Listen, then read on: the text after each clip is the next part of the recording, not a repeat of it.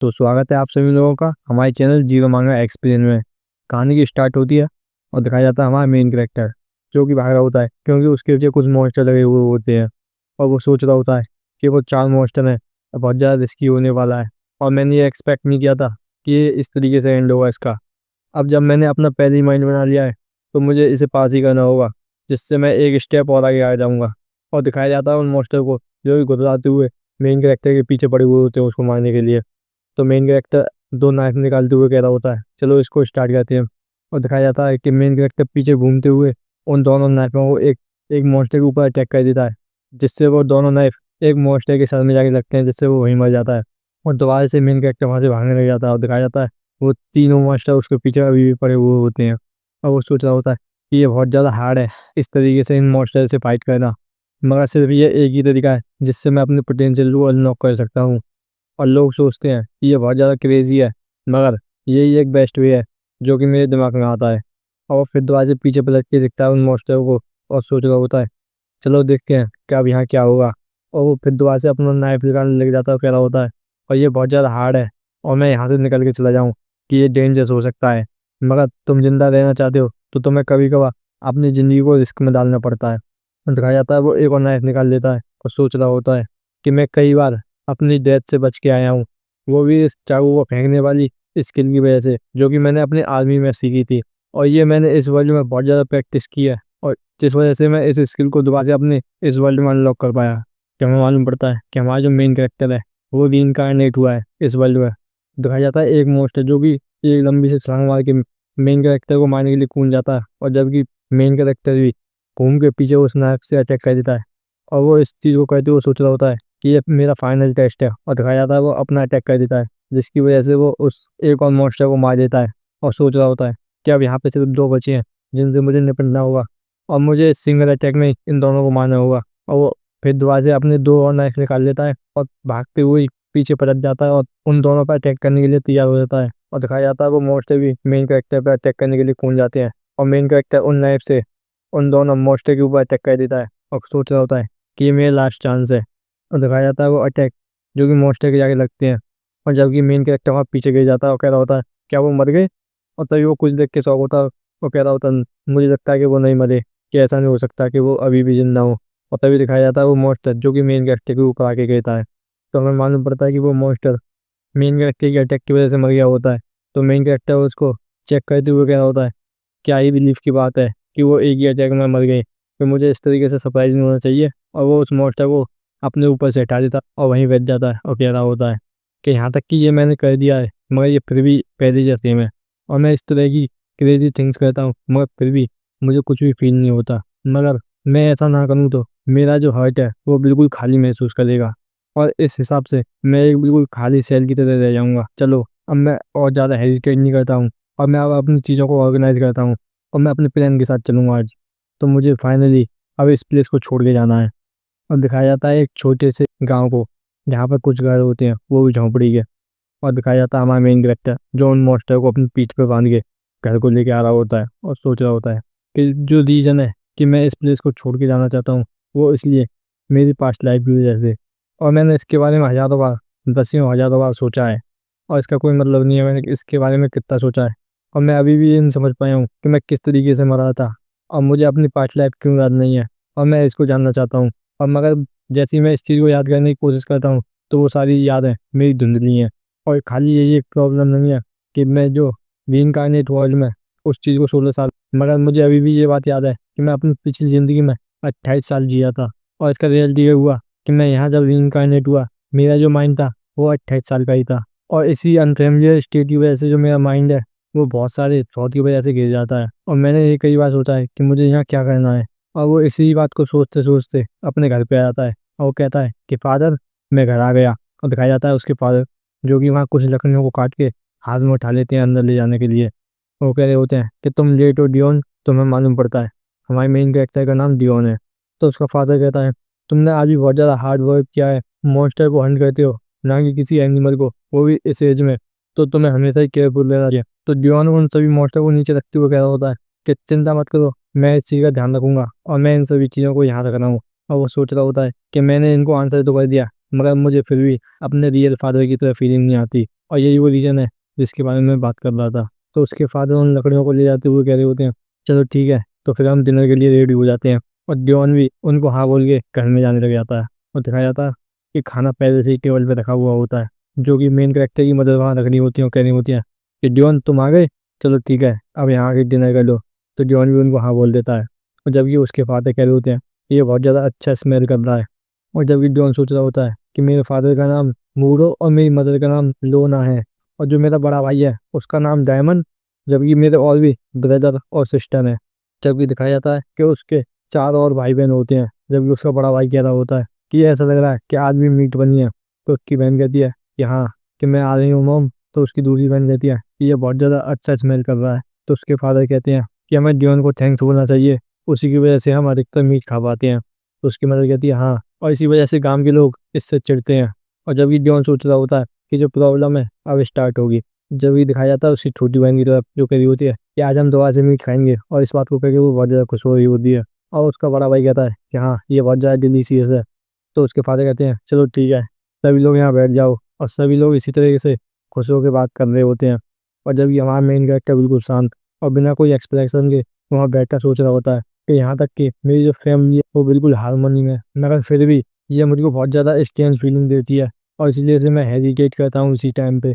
और जो रीज़न है मैं कि अपनी करेंट फैमिली के साथ घुल मिल नहीं सकता, वो मेरी पुरानी मेमोरीज की वजह से है, जो मेरी पास्ट लाइफ की हैं। और वो सोच रहा होता है और कौन थी मेरी पुरानी फैमिली, और मेरे फ्रेंड्स के बारे में क्या, और यहाँ तक कि मैं अपने लवर के बारे में नहीं जानता। तो इसीलिए हमेशा ही मुझे नई चीज़ कंफ्यूज कर देती हैं। और ये जो कंफ्यूजन और खालीपन है मेरे दिमाग में, और इसी वजह से मैंने डिसीजन लिया है कि मैं यहाँ से छोड़ के चला जाऊँगा। तभी जॉन अपने फादर मदर को आवाज़ लगाता और कहता है कि फादर मदर, मैं एक ट्रिप पे जाना चाहता हूँ। और इस चीज़ को सुन के सभी लोग शॉक होते हैं। तो उसकी सिस्टर कह रही होती है कि तुम्हारा क्या मतलब है ट्रिप से, जबकि उसकी दूसरी सिस्टर आराम से डिनर कर रही होती है। और जबकि उसकी मदर जो भी बहुत ज़्यादा शौक में होती है। तो उसका फादर कहता है कि हाँ डियोन, क्या इसका कोई रीज़न होगा जो तुमने अभी कहा है। तो डियोन सोच रहा होता है कि मैं इस प्लेस को छोड़ना चाहता हूँ, क्योंकि मैं यहाँ बिलोंग नहीं हो सकता, और मैं अपने एग्जिस्टेंस का यहाँ रीज़न जानना चाहता हूँ। और यहाँ तक कि मैं इनको सच सच एक्सप्लेन भी कर दूँ कि मैं यहाँ रीइंकार्नेटर हूँ, तो इस चीज़ से भी कोई चेंज नहीं आ जाएगा अभी की सिचुएशन में। और क्या वो इस बात को समझेंगे? और जो लोग सबसे मेरे क्लोजेस्ट हैं वही मुझको सबसे ज़्यादा दूर लगते हैं। तो जॉन अपने फादर को आंसर करता होता है, क्योंकि मैं इस वर्ल्ड को देखना चाहता हूँ अच्छी तरीके से, और अब मैं ऐसी एज में आ चुका हूँ कि मैं एडवेंचर करने के लिए आराम से जा सकता हूँ। जबकि वो इस बात को कह के सोच रहा होता है कि ये बहुत ज़्यादा बेकार एक्सक्यूज़ है। जबकि उसका बड़ा भाई गुस्से में कह रहा है कि तुम्हारा क्या मतलब, क्या तुमने कल कुछ गलत खा लिया था? और जबकि उसका दूसरा भाई कह रहा होता है कि ये बहुत ज़्यादा रेडिकुलस है, और क्या तुम ये सोचते हो कि तुम कुछ भी कर सकते हो क्योंकि तुम्हारे पास कुछ टैलेंट है? जबकि उसकी सिस्टर कह रही होती है कि तुम इस तरीके से बात क्यों कर रहे हो आज? और तभी उसका फादर उस टेबल पे हाथ मारता हुआ कह रहा होता है कि सभी लोग चुप हो जाओ, जिससे सभी चुप हो जाते हैं। और उसके फादर कपड़े अपना फेस साफ करते हैं। और जबकि जॉन सोच रहा होता है कि ये एटमोसफियर से क्या, ये बिल्कुल ऐसा फील करा रहा है जैसे मेरे पुरानी ज़िंदगी में मेरे फादर फील देते थे। यहाँ तक कि वो गुस्सा भी नहीं है, मगर फिर भी इस तरीके का एटमोसफियर। तभी उसके फादर हंसते हुए कहते हैं कि जॉन। तो जॉन कहता है यस फादर। तो वो गिलास में पानी भरते हुए कह रहे होते हैं कि मुझे शुरू से ही पता था कि तुम बहुत ज़्यादा स्पेशल हो, ना कि किसी और की तरह। यहाँ तक कि तुम मॉन्स्टर को हंट करते हो, जबकि ये किसी ने तुमको सिखाया भी नहीं है। और तुमने यहाँ तक कि अपनी ब्रदर सिस्टर से जल्दी बोलना और लिखना सीख लिया था। और जबकि इस चीज़ को देख के उसकी मदद रो रही होती है। और जबकि उसका फादर हंसते हुए कह रहा होता है कि यहाँ तक कि तुमने मुझे फार्मिंग मेथड सिखाए थे, जो कि बहुत ज़्यादा इनक्रेडिबल थे, और अधिकतर तुम शांति रहते हो, और मगर सभी ने ये महसूस किया होगा कि तुम स्पेशल हो। और उसका फादर पानी पीते हुए कह रहा होता है कि जो कि मैंने सीखा है वो ये फैक्ट है कि तुम हमसे कुछ चीज़ छुपा रहे हो। और इस चीज़ को सुन के जॉन बहुत ज़्यादा शौक हो जाता है और सोच रहा होता है मैंने ये थोड़ा सा गैस किया था, ये मुझे अपनी फैमिली की तरह ट्रीट नहीं करते। तभी उसका फादर सीरियस होकर कह रहा होता है मगर जॉन, तुम जो डेमोनिक ब्लड के साथ पैदा हुए हो, मगर इसका एंजल ब्लड से कोई मतलब नहीं है, और इस चीज़ से तुम्हें अपने ऊपर कोई भी बर्डन समझने की जरूरत नहीं है। जबकि ये बात सुन के जॉन चुप ही बैठा होता है। तो उसका फादर उसके पास आ जाता है और उसके कंधे पर हाथ रखता है, कह रहा होता है कोई कुछ भी कहे मगर हम फैमिली हैं। और इस बात को सुन के डियोन शॉक हो जाता है, कह रहा होता है फादर। और उसके फादर कहते हैं कि मैं बहुत ज़्यादा प्राउड करता हूँ कि तुम मेरे बेटे हो। और इस चीज़ को सुन के डियोन थोड़ा सा मुस्कुराता है और उनको मन ही मन में थैंक यू बोलता है और कहता है मैं तुमको सच नहीं बता सकता, हाँ मगर मैं इसको कभी बता सकता हूँ जब इसका टाइम आएगा। और मैं अपनी एग्जिस्टेंस का रीज़न जानना चाहता हूँ, और मैंने अभी भी अपना माइंड चेंज नहीं किया है, मैं यहाँ से छोड़ के जाऊँगा। तभी डियोन अपने फादर से कहता है फादर, मैं समझता हूँ कि आप क्या कहना चाहते हैं, मगर मुझे भी इस बिगर वर्ल्ड में जाने की ज़रूरत है, जिससे मैं कुछ अपने बारे में जान पाऊँ। तो इस चीज़ को सुन के उसके फादर भी कहते हैं, क्या ये तुम्हारी फाइनल चॉइस है? तो डियोन की आंखों में थोड़े से आंसू आ जाते हैं। तो वो उन्हें पहुँचते हुए कह रहा होता है कि हाँ, कि मैंने इसके बारे में बहुत टाइम पहले से सोच रखा है और ये मैंने अपनी ये चॉइस बना ली है। और वो सोच रहा होता है, मगर ये मेरी आंखों से आंसू क्यों आ रहे हैं? तो उसका फादर कहता है, तो मैं तुम्हारी चॉइस की रेस्पेक्ट करता हूँ, तो तुम्हारा क्या प्लान है अपने फ्यूचर के लिए? और वो उसके सर पे हाथ रख देते हैं। तो डियोन कह रहा होता है कि मैं सोच रहा हूँ कि जो गाँव का ऊँचा किनारा है, उसी किनारे से होकर जाऊँगा।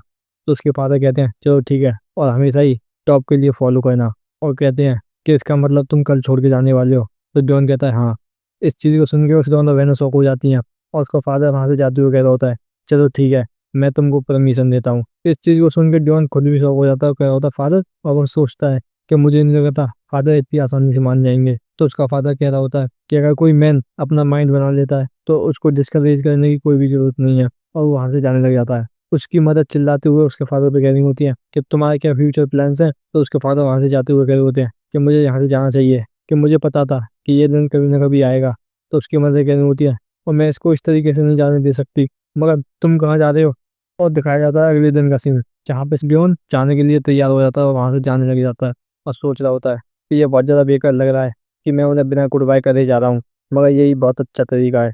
और जैसे ही वो अपने घर से बाहर निकल जाता है, तभी उसके फादर घर से आते हैं और कह रहे होते हैं कि तुम हमें बिना गुड बाय करे ही जा रहे हो डियोन? तो इस चीज़ को सुन के डियोन भी पीछे पलटता है। वो कह रहा होता है कि मुझे माफ़ कर देना, मगर मदर कहाँ है? तो उसके फादर कहते हैं कि उसने कहा है कि वो रोने वाली है और इसलिए वो आ नहीं सकती। और वो डियोन के पास पहुंच जाता है, कह रहा होता है, और हाँ, और मैं इस चीज़ का इंतजार कर रहा था और मैं तुमको ये चीज़ देना चाहता हूँ। और वो एक पेंडेंट निकाल लेता है अपने हाथ में। वो कह रहा होता है कि अगर तुम कभी भी रोशन किंगडम में पहुंचते हो तो तुम वहाँ पे ड्रोन को ढूंढ लेना, पेलोन टावर पे, और तुम इस पेंडेंट को दिखा देना। अगर वो जिंदा हुआ तो वो तुम्हारी जरूर हेल्प करेगा। तो ड्योन उस पेंडेंट को ले लेता है और अपने नाम में डाल देता है, कह रहा होता है कि थैंक यू फादर, मैं इस चीज़ का ध्यान रखूंगा। तो उसके फादर कह रहे होते हैं कि हाँ, और अपना ध्यान रखना जहाँ भी तुम रहो, और मैं ये होप कहता हूँ कि तुम्हें वो चीज़ मिल जाए जो तुम चाहते हो। और वो इस बात को कह देता है और ड्योन वहाँ से जाने लग जाता है। और जैसे ही ड्योन वहाँ से निकल के जाता है, तभी उसकी मदद आ जाती है और उसके फादर को पकड़ के कहने होते हैं कि आफ्टर ऑल डियोन चला ही गया। तो उसके फादर कहते हैं कि हाँ, कि वो सही रहेगा क्योंकि वो हमारा बेटा है। और दिखाया जाता है स्क्वाड टीम की तरफ, जहाँ पे कोई कह रहा होता है कि जल्दी से इसको फिनिश करो, और जल्दी से देखो कि सभी पैसेंजर कैरेज में आ गए हैं कि नहीं। और एक विजर्ड कह रहा होता है कि हम भी कैरेज से ही जाने वाले हैं। एक कैरेज में से एक विजर्ड आवाज लगाते हुए कह रहा होता है कि अभी भी कोई नहीं चढ़ा है तो जल्दी से कैरेज में आ जाए, कि हम यहाँ से जल्दी चलने वाले हैं। और इस बात को सुन के डियोन चिल्लाते हुए कह रहा होता है कि हे, एक मिनट देखो। और तभी वो वहां पे वक्त के आ जाता है और एक विजार्ड से पूछ रहा होता है, क्या यहाँ पे एक सीट और बची है? तो विजार्ड कहता है कि हाँ। और तभी वो उस विजार्ड के साइड में एक लड़की को देखता है जो उसी की उम्र की होती है। तभी वो लड़की अपना फेस कवर कर देती है। तो वो विजार्ड पूछ रहा होता है कि तुम किस तरफ देख रहे हो? तो डियोन कहता है कि मुझे माफ करना। तो वो विजार्ड कह रहा होता है कि तुम्हें पहले ही एक सेफ्टी कॉन्ट्रैक्ट साइन करना होगा। तो डियोन मनी निकालते हुए कह रहा होता है कि इसका मतलब तुम्हें एडवांस चाहिए, ये लो। और वो उस मनी को विजार्ड को दे देता है, जिसे वो विजार्ड रख लेता है। कह रहा होता है कि तुम जल्दी समझती हो, तुम्हारा नाम क्या है? तो मेन कैरेक्टर अपना नाम बताता है कि मेरा नाम जॉन है। और वो विजार्ड अपने मैजिक से जॉन के हाथ पे कॉन्टेक्ट सील बना देता है। जब जॉन उस मैजिक सर्कल को देख के सोच रहा होता है कि ये मैजिक है, ये बहुत ज्यादा अमेजिंग है, तो वो विजार्ड कुछ चीज देखते हुए कह रहा होता है कि ऐसा लगता है कि तुम एक न्यू ट्रेवलर हो, कि देखने से लगता है कि तुम अभी रजिस्टर नहीं हो। चलो ठीक है, मैं तुमको अभी रजिस्टर कर देता हूँ एक ट्रेवलर के रूप में। तो जॉन उनको थैंक यू बोलता है और वो विजार्ड कह रहा होता है कि तुम उस कैरेज को देख रही हो, तुम उस कैरेज में जा सकते हो। तो जॉन कहता है ठीक है। तो विजार्ड कह रहे होते हैं क्योंकि तुम लेट आए हो तो ये इतनी अच्छी भी सीट नहीं है, मगर फिर भी थोड़ा सा सह लेना। और जब ये दीवान सोच रहा होता है, फादर, मदर और ब्रदर सिस्टर, तो मुझे माफ़ करना कि मैं तुम्हें इस तरीके से छोड़ के जा रहा हूँ, और तुम्हारा थैंक यू। और यहाँ तक कि जो मैंने पाथ चुना है ये बहुत ज़्यादा हार्ड है, मगर फिर भी मैं इसी पाथ पे चलूंगा अपने विल के साथ।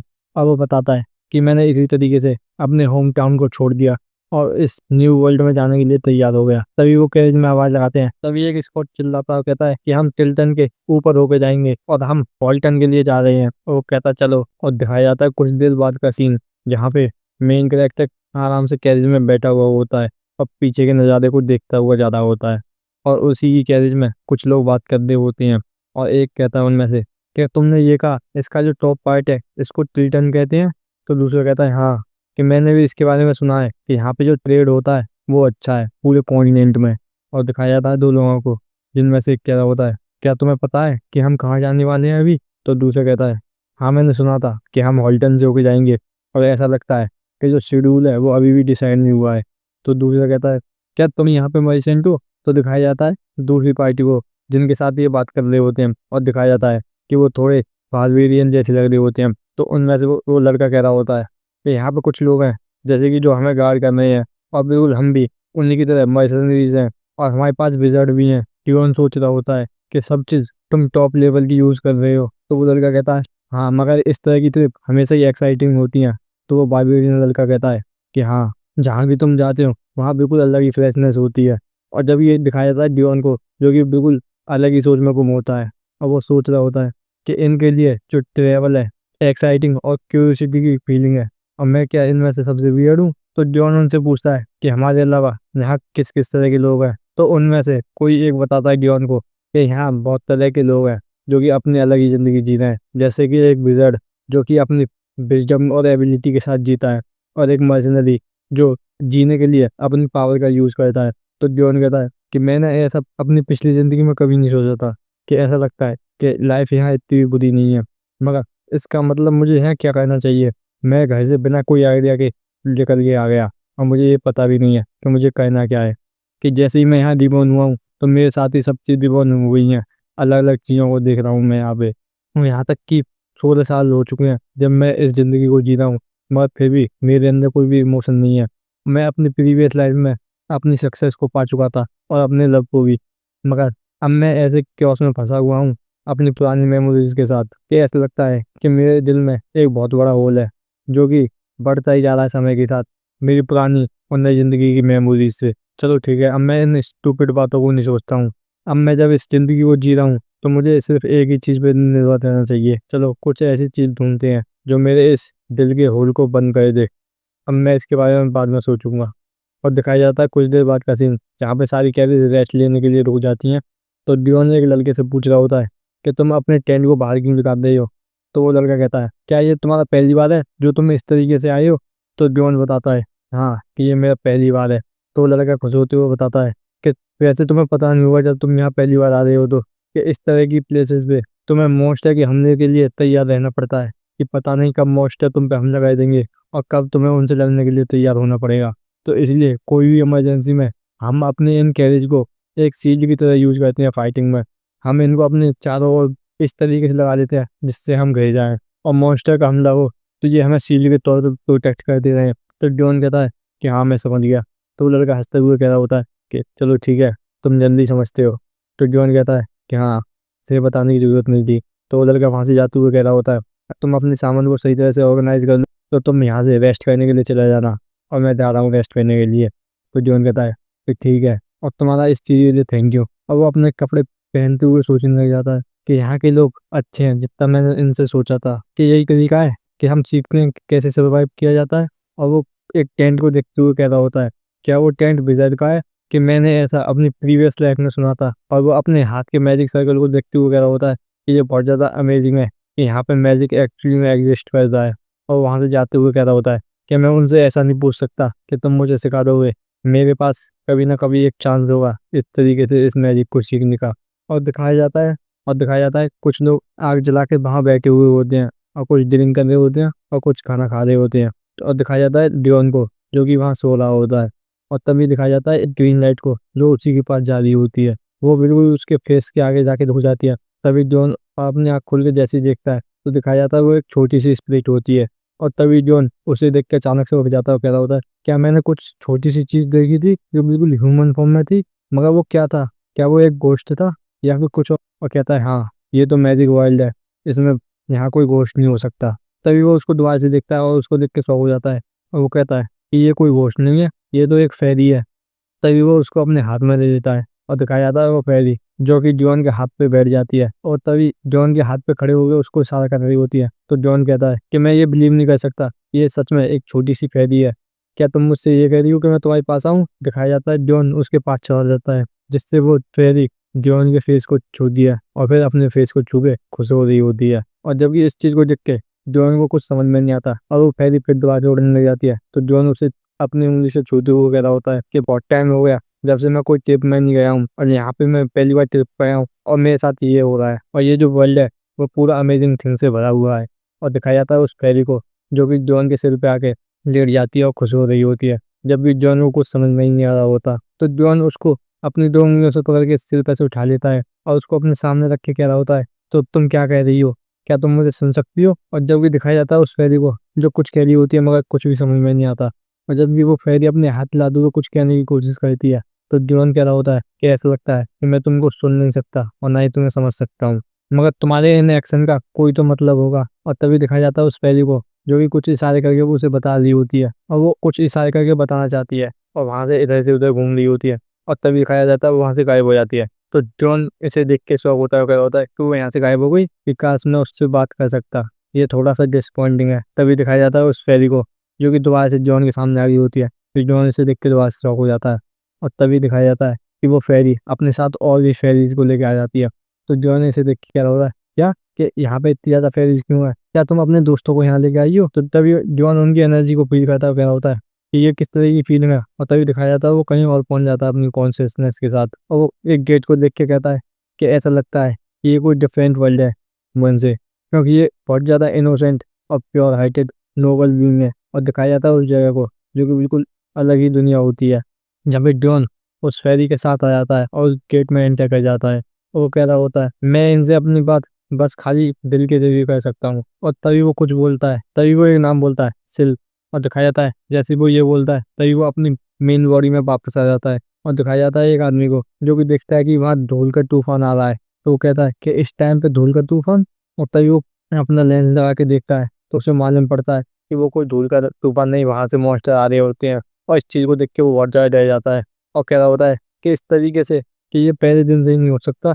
और तभी वो कुछ सामान ले लेता है और उसे जोर जोर से बजाने लग जाता है। कह रहा होता है कि सभी लोग जल्दी से ये बात सुनो। तभी सब लोग उसकी तरफ देखने लग जाते हैं और वो कहता है कि ये मॉन्स्टर का अटैक है। तो इस चीज को सुन के सभी लोग शॉक हो जाते हैं और अपना अपना काम करने लग जाते हैं जल्दी से, जबकि कुछ लीडर जल्दी से अपने इंस्ट्रक्शन दे रहे होते हैं कि जल्दी से तैयार हो जाओ, ये एक इमरजेंसी है, हम बैटल करने वाले हैं। और जल्दी से विजर्ड और मर्सनरीज को तैयार करो, मर्चेंट से कहो कि वो अपने लगेज को प्रोटेक्ट करें और सभी जो ट्रैवलर हैं वो यहाँ से दूर रहें। तभी इस चीज़ को सुन के जॉन की आँख खुल जाती है कि यहाँ इतना ज़्यादा हल्ला क्यों हो रहा है। और वो वहीं बैठ के कह रहा होता है कि क्या हुआ है। और तभी वो फेरीज के बारे में सोचने लग जाता है और अपने आप को पिंच करते हुए कह रहा होता है कि ऐसा नहीं लगता कि वो कोई ड्रीम था और सच में मैंने फेरीज को देखा था और यहाँ तक कि मैंने उनके नाम को भी सुना था। जब भी दिखाया जा रहा होता है पुराना सीन जहाँ पे वो फेरी अपना नाम बताती है कि मेरा नाम शिल्प है। तो डियोन कहता है क्या वो एक स्पिरिट थी? मैंने इसके बारे में स्टोरी सुनी है। जब भी बाहर से आवाज आनी होती है कि मर्चेंट्स पीछे रहो और आर्चर अपनी जल्दी से पोजीशन पे आ जाओ। और तभी 2 लोग उसी के टेंट में आ रहे होते हैं और बात कर रहे होते हैं, जिनमें से एक कह रहा होता है कि मॉन्स्टर कि यहाँ पे क्या चल रहा है। तो दूसरा अपने सिर के कपड़े को संभालते हुए कह रहा होता है कि मुझे नहीं लगा था कि वो इस टाइम भी एक्टिव होंगे। और दिखाया जाता है जॉन वहां से चलने लग जाता है। तो जॉन वहां से टेंट से बाहर लेकर के देखने के लिए आने लगता है। तो उनमें से एक लड़का पीछे पलट कर देखता हुआ कहता है कि एक मिनट रुको, तुम कहाँ जा रहे हो? तो जॉन कहता है मैं सिर्फ ये देखने जा रहा हूँ कि वहाँ क्या चल रहा है। तो वो लड़का कहता है क्या तुम्हें पता नहीं है कि वहाँ कितना ज़्यादा डेंजर है? तो दूसरा लड़का कहता है कि मैंने सुना था ये तुम्हारी पहली ट्रिप है, तो तुम्हें इस तरीके से बाहर नहीं जाना चाहिए और तुम्हें कहीं दबक जाना चाहिए। तो जॉन उनकी तरफ देखता कहता है कि ये सब चीज़ ठीक है। जब भी दिखाया जाता है मर्सनरीज को जो कि सभी अपनी पोजीशन पे आ जाते हैं और जबकि जॉन अपने टेंट से बाहर निकल के देखने लग जाता है और सोच रहा होता है कि जैसे मैं बाहर निकल गया तो मैं इस एटमॉस्फेयर को समझ सकता हूँ कि मुझे ध्यान से ऑब्जर्व करना होगा अपनी इन दोनों आंखों से। तो तभी वो विजार्ड को देखता है और उनको देख के शौक हो जाता है। क्या होता है क्यों उनके बारे में क्या क्या वो विजार्ड है? मैंने जब उन्हें देखा था जब मैं कैरिज में था। और दिखाया जाता है उसी बूढ़े विजार्ड को। वो कह रहा होता है कि तुम्हें हिलने की जरूरत नहीं है। तो उसी के सामने एक लड़का खड़ा होता है। तो वो विजार्ड कहता है कैसे लगता है कि ये लोकेशन कोई सेफ नहीं है। और जब भी जॉन उसी लड़की को दोबारा से देखता है और सोच रहा होता है कि ये लड़की बहुत ज़्यादा छोटी है, क्या ये भी एक विजार्ड है? और मुझे बहुत ज़्यादा क्यूरियोसिटी हो रही है कि इसके पास किस तरह की एबिलिटीज होंगी। तभी उनमें से कोई चिल्ला के कहता है कि ये जो मॉन्स्टर है वो है शख्स है। तो कुछ शौक होते हुए कह रहा होता है कि साल के इस समय पे। और दिखाया जाता है उन मॉन्स्टर को बिल्कुल एक मेंटिस का बड़ा वर्जन लग रहा होता है जो कि ह्यूमन से भी बड़ा होता है। और दिखाया जाता है वो मॉन्स्टर सभी उन पर अटैक कर देते हैं। तो एक मर्सनरी चिल्लाते हुए कह रहा होता है कि जो स्कॉट्स है वो अटैक कर दी गई है शख्स के द्वारा, हमें जल्दी से अपनी फॉर्मेशन को अरेंज करना हो। तभी दिखाया जाता है एक प्रीस्ट को, वो इसे देखते हुए कह रहा होता है कि ये बहुत ज़्यादा सेम की बात है कि मुझे उनको हेल्प करना पड़ेगा। और तभी वो अपनी पावर को यूज़ करता हुआ कह रहा होता है कि एक पावर जो कि इनविजिबल है मगर वो सभी चीज़ को देख सकती है, क्या मैं उस पावर को बुला सकता हूँ? और वो चिल्लाते हुए कह रहा होता है कि डिवाइन पावर ब्लेसिंग से तुम स्ट्रांग हो जाओगे जल्दी से थोड़ी देर के लिए। और तभी उस पावर का इफेक्ट होने लग जाता है, जिससे वो सभी मर्सनरीज उनको तल महसूस होने लग जाती है। और दिखाया जाता है उस लड़के को जो कि ड्योन के साथ बैठ के आया होता है। तो वो कह रहा होता है कि ये डिवाइन पावर है, ये प्रीस्ट की ब्लेसिंग है। तो दूसरा लड़का खुश होते हुए कह रहा होता है कि हमारे पास विज़र्ड और प्रीस्ट दोनों ही हैं, जबकि वो डिवाइन पावर ड्योन के अंदर भी आई होती है। तो इस चीज़ को देख के ड्योन कह रहा होता है क्या ये डिवाइन मैजिक है, ये सीधा गॉड्स की पावर है कि इसका मतलब। और तभी दिखाया जाता है कोई चिल्लाते हुए कह रहा होता है कि जल्दी से मॉन्स्टर पे हमला कर दो, हम जीतेंगे। और तभी ड्योन कहता है ये स्टार्ट हो गया। और दिखाया जाता है कि वो मॉन्स्टर बिल्कुल हमला करने के लिए आ चुके होते हैं और सभी मर्सनरी तैयार हो जाते हैं, जबकि एक इंस्ट्रक्टर तेज से कह रहे होते हैं कि अपने सीट को आगे कर लो, हम डिफेंसिव फॉर्मेशन में जाएंगे और सबसे पहले हम इनको रोकेंगे और जब हम इनसे फाइट बैक करेंगे। और दिखाया जाता है उनमें फाइट चालू हो जाती है और दिखाया जाता है जैसे मॉन्स्टर उन पर हमला करते हैं तो उनकी डिफेंसिव फॉर्मेशन टूट जाती है। एक लड़का चिल्लाते हुए कह रहा होता है कि हमारा डिफेंस है वो ब्लॉक हो गया है, कि हमें और भी लोग डिफेंस के लिए चाहिए। और वो फॉर्मेशन को ब्रेक करने की कोशिश कर रहे हैं और दिखाया जाता है मॉन्स्टर और मर्सनरीज के बीच में फाइट जो कि बहुत ज़्यादा खतरनाक चल रही होती है और सभी इस तरीके से लड़ ही रही होती हैं। तभी इंस्ट्रक्टर कहता है कि जल्दी से आर्चर्स अपने एरो शूट करो और सभी और इसी तरीके से बैटल की सिचुएशन चल रही होती है, जबकि जॉन इसको देख रहा होता है और वह सोच रहा होता है क्या ये भी इस वर्ल्ड का पार्ट है, मुझे इसके बारे में नहीं पता था। और इस चीज़ को देख के वो बहुत ज़्यादा शौक होता है कि ये क्या चल रहा है, यहाँ तक कि तुम देख भी नहीं रही हो, फिर भी मैं इस सभी चीज़ की इंटेंसिटी को महसूस कर सकता हूँ। और तभी एक लड़का पीछे पलट के देखता है और जब भी दिखाया जाता है उन विज़र्ड को जो कह रहे होते हैं कि हमें ऊपर आने में हेल्प करो, जबकि जॉन सोच रहा होता है कि सभी लोग विज़र्ड्स हैं। और दिखाया जाता है वो तीनों विज़र्ड उन सीढ़ियों से ऊपर आ जाते हैं और वो बूढ़ा विज़र्ड कह रहा होता है क्या सभी लोग ठीक है। तो वो लड़का कहता है कि मैं आप ही का वेट कर रहा था। कि वो ओल्ड विज़र्ड कहता है क्या सभी लोग ठीक हैं। तो वो लड़का कहता है मैं आप ही का वेट कर रहा था। तो वो ओल्ड विज़र्ड दोबारा से कहता है कि अभी की सिचुएशन कैसी है। तो वो लड़का कह रहा होता है कि तुम बिल्कुल टाइम पे ही आए हो, कि ये अच्छा रहेगा अगर तुम भी थोड़ी हेल्प करोगे तो। और दिखाया जाता है पूरे सीन को जहाँ पे बहुत ज़्यादा खतरनाक तरीके से बैटल चल रहा होता है। तो वो ओल्ड विज़र्ड कह रहा होता है कि चलो ठीक है, तो हम जल्दी से काम शुरू करते हैं। तो वो दोनों कहते हैं चलो फिर ठीक है। तो वो यंग विज़र्ड कह रहा होता है कि फिल्म्स मेरी विल को ओबे करो और जलो। जैसे ही वो ऐसे बोलता है तो ओल्ड विज़र्ड भी अपना मन से पड़ता है, जिससे वो भी अपनी पावर को एक्टिवेट कर लेता है। दोनों विज़र्ड अपनी पावर एक दूसरे में मिला ले जाते हैं और वो ओल्ड विज़र्ड उस लड़की से कहता है कि लेनिन कि जल्दी से इस ऑर्डर को कंप्लीट करो। तो वो लड़की भी अपना मन से बोलती है और अपनी पावर को एक्टिवेट करती है, जबकि उसकी पावर एम्प्लीकेशन होती है जिससे वो उनकी पावर को बढ़ा सकती है। और दिखाया जाता है वो तीनों ही एक साथ अपनी पावर को एक्टिवेट करके कंबाइन कर देते हैं और अटैक करने के लिए उसे रिलीज कर देते हैं। और दिखाया जाता है उस पावर को जो भी जैसे ही उन मॉन्स्टर पर अटैक करती है, जिससे वो बहुत बड़ा धमाका होता है। और जबकि सारे मर्सनरीज खुश हो रहे होते हैं, वो कह रहे होते हैं कि मैजिक बहुत ज़्यादा बेस्ट है, हम जीत गए। जबकि ड्रोन इस सारी चीज़ों को पीछे से देख रहा होता है और सोच रहा होता है क्या ये सच में एक मैजिक पावर थी। मैं ये बिलीव नहीं कर सकता कि कुछ ऐसी चीज़ मैं अपनी आंखों से देख रहा हूँ और वो सच में पॉसिबल है। मगर ये किस तरह की फीलिंग थी कि मेरे जो दिल का होल है वो महसूस कर रहा है। और जब भी दिखाया जाता है सारे मर्सनरीज को और सभी लोगों को जो कि बहुत ज़्यादा खुश हो रहे होते हैं, वो कह रहे होते हैं हम जीत गए। तभी कोई कहता है कि कोई मेरी मदद करो। और दिखाया जाता है एक मेंटिस को जो कि मर्सनरी पर अटैक कर देता है। तो मर्सनरी पीछे खिसकता हुआ आ रहा होता है, कह रहा होता है कोई मेरी मदद करो, जल्दी मदद करो। और वो रो रहा होता है और दिखाया जाता है उस मेंटिस को जो कि बहुत ज़्यादा खतरनाक तरीके से उसे घूर रहा होता है। और जैसे ही वो अटैक करता है तो वो तो जैसे ही वो अटैक करने के लिए आगे बढ़ता है, अपने हाथ को अपनी आंखों के आगे ले आता है और अपनी आंखों को मीच लेता है। और दिखाया जाता है एक ग्रीन लिक्विड जो उसके ऊपर आ गिरता है। और जैसे ही वो अपनी आँख खोल के देखता है, कह रहा होता है क्या हुआ। तो वो देखता है कि उस मॉन्स्टर का हेड बिल्कुल अलग हो गया होता है और वो इस चीज़ को देख के बहुत ज़्यादा शॉक हो जाता है। कह रहा होता है कि ये किसने किया। तभी दिखाया जाता है जॉन को जो कह रहा होता है कि अभी बैटल ख़त्म नहीं हुई है तो ध्यान से रहो। तो वो लड़का कह रहा होता है कि तुम्हारा थैंक यू, मैं इस काइंडनेस को कभी नहीं भूलूंगा।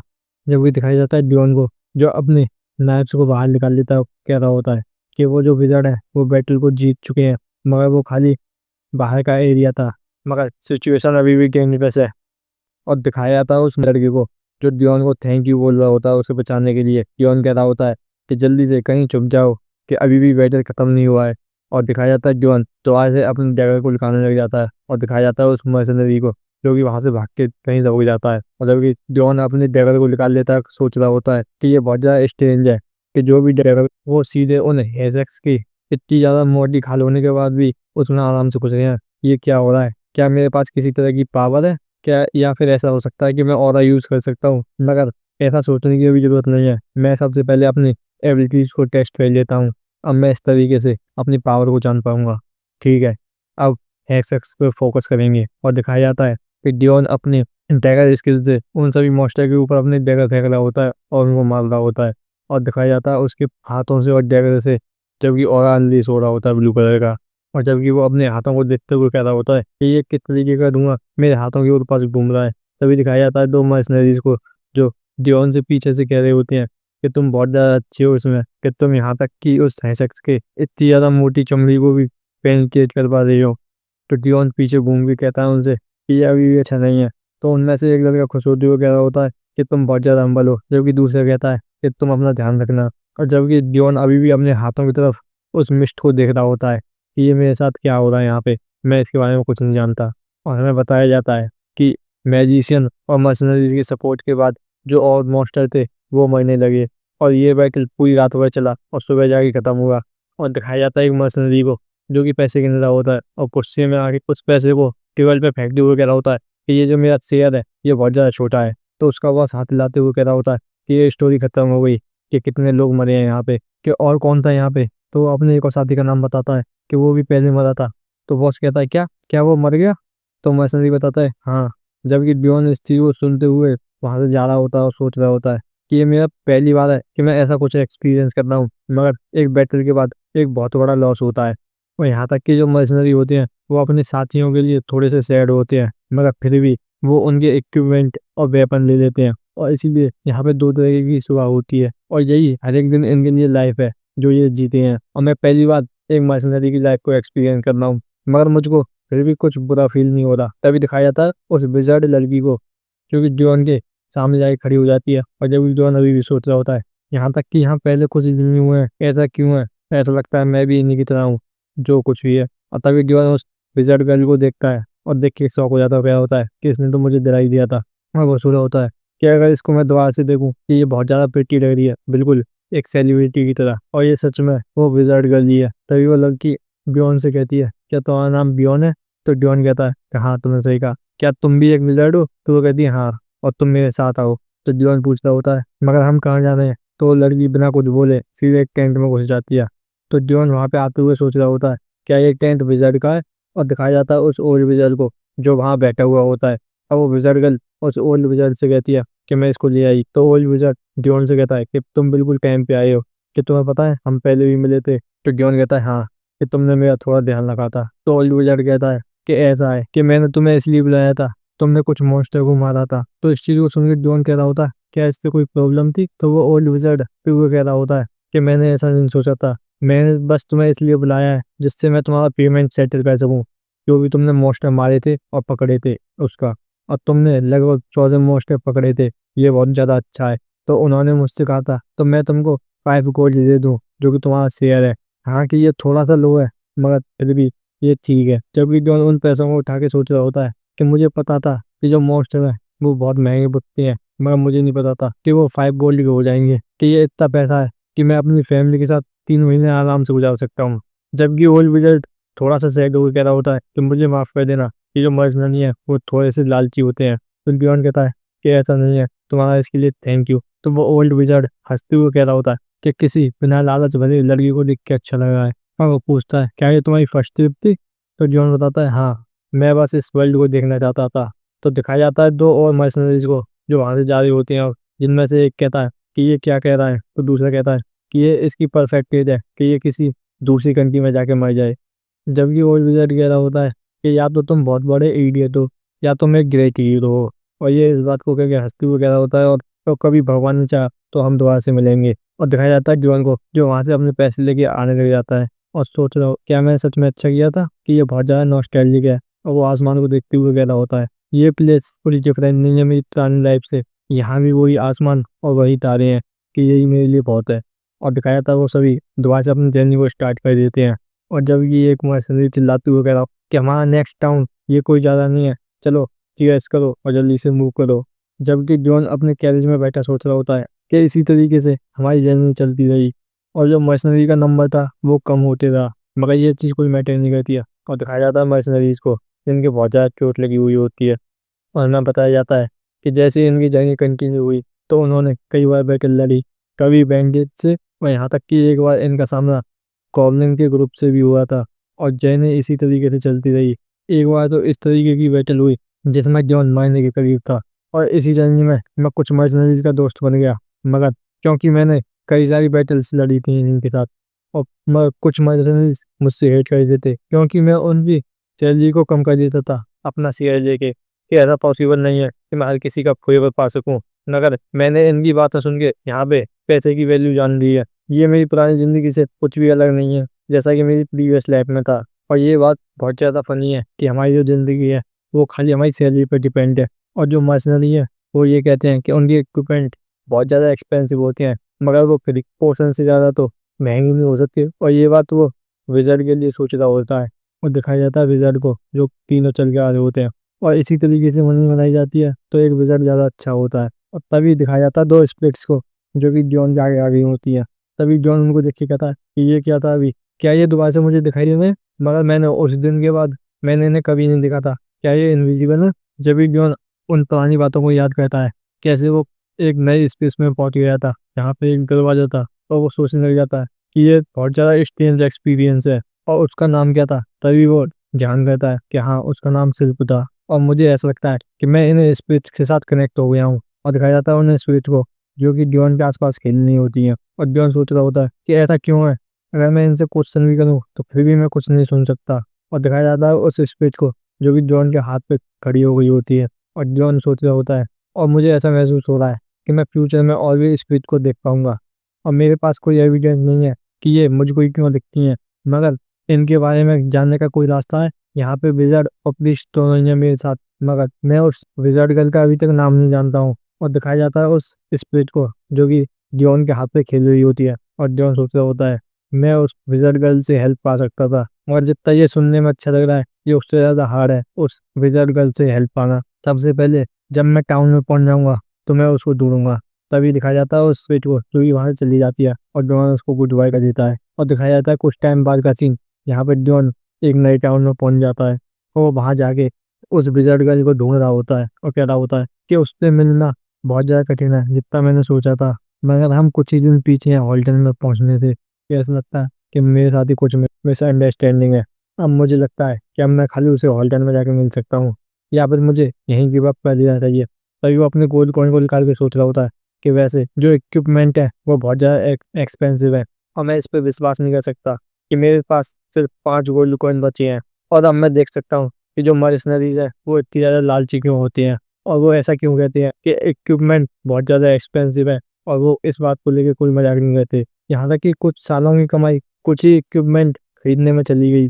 और तभी उसका ध्यान जाता है उस विज़र्ड गर्ल को जो कि किसी से ब्लेड खरीद रही होती है और वो लेके जा रही होती है। और तभी वो उसको देखता कहता है ये तो वही विज़र्ड गर्ल है। और तभी जॉन उसको पीछे से आवाज़ लगा कहता है कि 1 मिनट रुको। तभी दिखाया जाता है उस विज़र्ड गर्ल को जो कि पीछे पलट के देखती है। तो जॉन अपना सर झुका के उसको हेलो बोलता है। तो वो विज़र्ड गर्ल पूछती है कि क्या था, तुमने मुझे क्यों आवाज़ लगाई? तो जॉन सोचता है कि ये इतना ज़्यादा शॉर्ट रिप्लाई क्यों देती है। तो जॉन उस विज़र्ड गर्ल से पूछता है क्या तुम्हें कोई दिक्कत नहीं हो, क्या मैं तुमसे कुछ देर के लिए बात कर सकता हूँ, और मैं तुमसे कुछ पूछना चाहता हूँ। तो वो गर्ल कहती है तो बोलो। तो जॉन कहता है जैसे मैंने एक्सपेक्ट किया था कि ये बहुत ज़्यादा छोटे आंसर देती है, कि ये और ज़्यादा अच्छा होगा इस तरीके से बात करना। और जॉन पूछता है जबकि तुम एक विज़र्ड हो तो इसलिए मैं तुमसे पूछ रहा हूँ क्या तुम कुछ इस पेज के बारे में जानती हो? विज़र्ड गर्ल कहती है कि तुम्हें अखंड मॉर्निंग बियर में जाके रूम नंबर 502 में जाना होगा। तो जॉन उस विज़र्ड गर्ल से कहता है तुम्हारा इसके लिए थैंक यू, मगर क्या तुम मुझे अपना नाम बता सकती हो जैसा तुम्हें मेरा पता है कि मैं डियोन हूँ? तो वो लड़की बताती है कि मेरा नाम लीन है, और वो वहाँ से मुड़ के चली जाती है। जब भी जॉन सोचता है क्या कोई मेरे जैसा भी स्ट्रेंज पर्सन है यहाँ पे, जबकि जॉन उसके बताए हुए पते पे पहुंच जाता है और एक मैजिशियन से पूछ रहा होता है क्या तुम स्पिरिट और मैजिक के बारे में जानते हो? तो वो बताता है कि मैजिक इतना भी ज़्यादा सिंपल नहीं है, और क्या ये तुम्हें पता है कि विज़र्ड वो होते हैं जो प्रिपेयर करते हैं। और ये बहुत ज़्यादा अच्छा शब्द है, मगर यहाँ पे बहुत सारी चीज़ें रिपेयर करने के लिए कि उनके पास एक मैजिक कॉम्बिनेशन होता है, और कितने ज़्यादा मैजिक कॉम्बिनेशन तुम कंबाइन कर सकते हो, और इसी से मालूम पड़ता है कि एक विज़र्ड कितने ज़्यादा स्ट्रॉन्ग है। तो जॉन सोचता है कि ये उसी की बात कर रहे हैं जो मैंने प्रीवियस बैटल में देखा था। और वो मैजिशियन बताता है कि जैसे कि अगर कोई 3 टाइप के मैजिक को कंबाइन कर लेता है तो वो एक विज़र्ड कहलाता है। और जो तुमने उस दिन देखा था वो तो सिर्फ उसकी एक झलक थी। जबकि ड्योन इस बात को सुन के सोचता है कि अब मुझे थोड़ा कुछ समझ में आ रहा है। और जबकि वो मैजिशियन हंसते हुए कहता है कि सही कहा, और हाँ, और तुमने कहा कि तुम लेनिन से मिले थे। तो ड्योन कुछ खाते हुए कहता है हाँ। तो वो मैजिशियन कहता है कि वैसे मैंने सोचा था कि तुम उसे देख के डर गए होगे क्योंकि वो एक विज़र्ड है। तुम उससे अच्छी तरीके से बोले, तुम्हारा करेज बिल्कुल तुम्हारी डैगर फेंकने वाली स्किल जैसा है, जो कि बहुत ज़्यादा है। और वो ड्रिंक करते हुए कहता है और सभी उसको अवॉइड करते हैं। जबकि इस बात को सुन के जॉन सोच रहा होता है कि इससे इसका क्या मतलब है और तुम मुझसे किस बात के लिए डरते हो। तो वो मैजिशियन दोबारा से कह रहा होता है जो भी है, तुम स्पिरिट के बारे में जानना चाहते हो, मगर तुम खाली स्पिरिट के बारे में क्यों जानना चाहते हो। और मैंने सुना है कि जो नंबर है स्पिरिट का वो बहुत ज़्यादा घट गया है अभी कुछ सालों में, और सभी लोग सोचते हैं कि ये बहुत ज़्यादा स्ट्रेंज है। जबकि जॉन उसका आंसर करता है कि ऐसा इसलिए क्योंकि मैंने अपने विलेज में बहुत सारी स्टोरी सुनी है स्पिरिट के बारे में, जैसे कि मैजिक, और ये बहुत ज़्यादा अमेजिंग है। तो वो मैजिशियन कहता है हाँ ऐसा इसलिए क्योंकि तुम कंट्री साइड पे रहते थे। और वैसे ये वो आंसर नहीं है जो मैं जानना चाहता था, मगर तुम बहुत ज़्यादा अच्छा बोलते हो। तो जॉन कहता है कि तुम्हारा इससे क्या मतलब है। तो मैजिशियन दोबारा से कह रहा होता है कि नहीं, कि सभी की अपनी स्टोरी होती है और इससे किसी और चीज़ का कोई मतलब नहीं है। और वैसे तुम स्पिरिट को जानना चाहते हो तो सबसे पहले मैं तुम्हें स्पिरिटिज्म के बारे में बताता हूँ। और क्या तुम स्पिरिट के बारे में कुछ जानते हो। और दिखाया जाता है कुछ देर बाद का सीन, जहाँ पे ड्यून उससे बात करके आ जाता है और कह रहा होता है एक स्पिरिट गॉड ने इन सारी स्पिरिट को क्रिएट किया है इस वर्ल्ड को मेंटेन और ऑर्गेनाइज रखने के लिए। और दूसरे शब्दों में कहा जाए तो ये जो वर्ल्ड है वो बिना इन स्पिरिट के बिल्कुल सही तरीके से नहीं वर्क करेगा। कि यही वो स्पिरिट है जो बहुत ज़्यादा फ्रेंडली भी है और इसका ध्यान रखती हैं। और जो स्पिरिट और डिवाइन पावर है वो बिल्कुल डिफरेंट है एक दूसरे से। तो तुम उन दोनों को एक साथ ब्लेंड नहीं कर सकते। तो तुम उन दोनों को साथ मिला नहीं सकते। तो इसका मतलब ये है अगर तुम एक फोर्स को यूज़ करते हो तो दूसरी फोर्स को यूज़ नहीं कर पाओगे। अगर तुम ऐसा करते हो तो तुम एक पटाखे के साथ एक्सप्लोर हो जाओगे, जैसा कि उसने कहा था। और वो इस बात को कह के अपने बेड पे लौट जाता है और सोचने लग जाता है कि जो स्योर्स है हर एक चीज़ का वो माना है, और तुम माना कोई मैजिक पावर में या फिर अपनी एलिमेंटल पावर में करवाते हो। और दिखाया जाता है दो स्पिरिट को जो कि उसके सामने आई होती हैं और वहाँ खेलने लग जाती हैं। और जॉन सोचता है और उससे भी ज़्यादा, जैसे मैंने सुना था कि जो एक स्पिरिट में जो होता है वो बहुत ज़्यादा वैल्यूएबल होता है। और क्या मैं इसी के साथ बॉर्न हुआ हूँ कि मैं इन स्पिरिट को आराम से देख सकता हूँ जो कि डॉन के साथ खेल रही होती हैं और उसके पास आ रही होती हैं। और मैंने सुना है कि ये पर्सन के ऊपर डिपेंड करता है कि तुम कितनी ज़्यादा फ्रेंडली हो, और यही एक स्पिरिट मैन को बनाता है। और यदि तुम इसको इस तरीके से देखोगे और बिना इस चीज़ के मैं इनको देख नहीं सकता। और मैं बहुत ज़्यादा क्यूरियस हूँ कि इन स्पिरिट का नंबर कैसे गिर गया इतना ज़्यादा। और इस चीज़ को देख के बहुत ज़्यादा शौक होता है। तभी दिखाया जाता है एक और स्पिरिट को जो कि उसके फेस के साइड से होके आती है। और तभी वो उसको देखता क्या होता है कि इसके लाइट ब्राउन हेयर है। तो इसका मतलब ये एक न्यू बॉर्न स्पिरिट है जो कि मैंने पहले कभी नहीं देखी थी। और दिखाया जाता है उस स्पिरिट को जो कि जॉन की नोज को टच कर रही होती है और वो बहुत ज़्यादा खुश हो रही होती है। और दिखाया जाता है तभी और स्पिरिट आ जाते हैं। और जॉन सोचता है कि अगर इसकी अपीयरेंस से देखूं तो इसके जो हेयर है वो ब्राउन है, इसका मतलब कि ये एक अर्थ स्पिरिट है। और मेरे पास अभी भी कोई आइडिया नहीं है, चलो इसके बारे में बाद में सोचूंगा। और मैं इस चीज़ को सोच के बहुत ज़्यादा थका हूँ। तो स्पिरिट्स मैं तुम्हें बाद में मिलूंगा। वो वहीं सोने लग जाता है और दिखाया जाता है उन दोनों स्पिरिट को जो कि उसको दोनों हाथ मिला के बाय करनी होती हैं। और वो वहीं सो जाता है। और दिखाया जाता है कि वो दोबारा से अपना सफ़र शुरू कर देते हैं कैब में। और जब भी जॉन कह रहा होता है और मैं डिवाइन पावर और मैजिक पावर दोनों ही महसूस कर सकता हूँ, और इसी वजह से मैं बहुत ज़्यादा चिंता कर रहा हूँ अपने माना की। मगर जब मैं इनको देखता हूँ यह अभी भी ख़त्म नहीं हुआ है। अगर मुझे एलिमेंटलिस्ट बनना है तो मुझे अपनी एनर्जी जमा करनी होगी। और तभी दिखाया जाता है उन चारों मर्सनरीज को जो कि बात कर रहे होते हैं। जब जिनमें से एक दाढ़ी वाला मर्सनरीज कहता है ये जो ट्रिप थी वो बहुत ज़्यादा इवेंटफुल थी। तो दूसरा बारबेरियन मर्सनरी कहता है मगर तुम अभी भी सर्वाइव कर गए इसे। उस बारबेरियन के दूसरे साइड वाला मर्सनरी कहता है कि हाँ, ये बहुत ज़्यादा इंपॉर्टेंट है कि यहाँ पे कैसे सर्वाइव किया जाए। और तभी उनमें से वो बारबेरियन मर्सनरी पूछता है कि डॉन, तुम बहुत ज़्यादा अच्छे हो अपनी डैगर की स्किल में। और जबकि उसके साइड वाला बारबेरियन मर्सनरी कहता है कि हाँ, और तुमने मेरी कई बार जान बचाई है। तो डॉन कहता है कि नहीं, और तुम्हारा भी इसके लिए थैंक यू। और तभी दिखाया जाता है कैरेज चलाने वाले को जो आगे से कहता है कि सभी लोग बाहर आ जाओ। तो वो गाड़ी वाला मर्सनरी पूछता है कि क्यों, क्या हुआ। तो वो बताता है कि हम आ चुके हैं यहाँ पे, जो हमारी डेस्टिनेशन थी वोल्टन, अब हमारी जर्नी खत्म हुई।